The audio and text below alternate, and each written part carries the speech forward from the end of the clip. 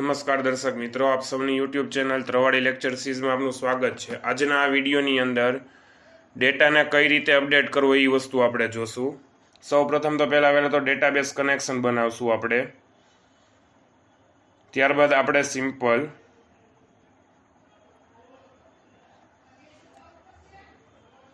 આપણે ડેટાબેઝની અંદર રેકોર્ડ જે છે ઇન્સર્ટ કરેલા છે એમાંથી આપણે 3 નંબરનો રેકોર્ડ જે છે આપણે અપડેટ કરવો છે, એમાં ચેન્જ કરવો છે ડેટાને। તો કઈ રીતના ચેન્જ કરશું PHP ની અંદર? તો પહેલા તો આપણે એક વેરિયેબલ બનાવીએ $SQL = જેની અંદર આપણે આખી SQL ની ક્વેરી લખશું આપણે અપડેટ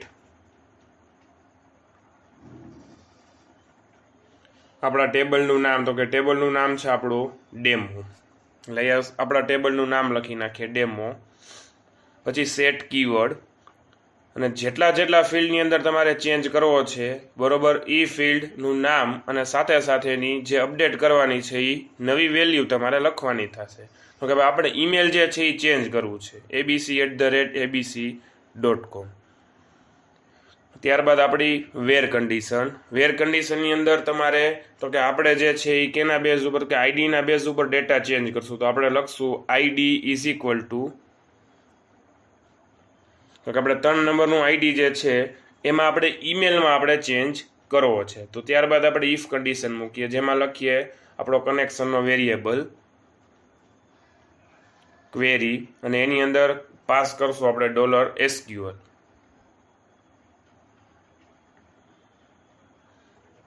અને એ પણ આપણે કન્ડિશન મૂકશું કે જો એ સાચી હશે તો તમને પ્રિન્ટ કરીને આપશે ઇકોમાં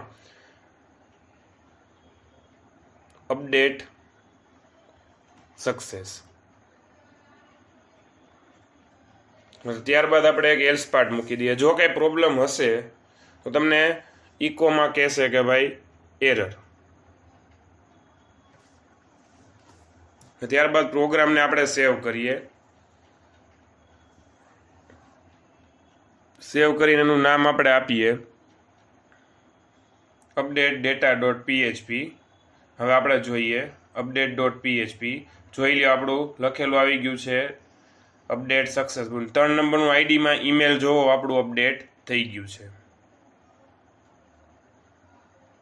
ત્યારબાદ આપણે સિમ્પલ હજી એક ફેરફાર કરીએ, તો કે હજી આપણી પાસે જે ફિલ્ડ છે તો કે પાસવર્ડ અને ફૂલ નેમ, ભાઈ એમાં મારે ફેરફાર કરવો હોય તો કોમા કરીને એ ફિલ્ડનું નામ પાસવર્ડ = સિંગલ કોટમાં જે નવો પાસવર્ડ તમારે સેટ કરવો હોય એ સેટ કરી દેવાનો। ફરીથી રિફ્રેશ કરીએ।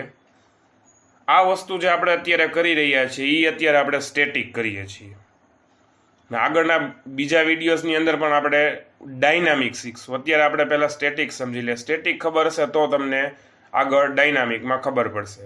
ત્યારબાદ હજી આપણે બીજો ફેરફાર કરીએ, તો કે 4 નંબરના આઈડીની અંદર મારે ફેરફાર કરવો છે, તો કે એક તો ઈમેલની અંદર મારે ફેરફાર કરવો છે, તો મેં ઈમેલની અંદર ફેરફાર કર્યો અને પાસવર્ડ મારે એની અંદર ફેરવવો છે, અને સાથે સાથે મારે એની અંદર ફૂલ નેમ પણ મારે જે છે એ ચેન્જ કરવું છે।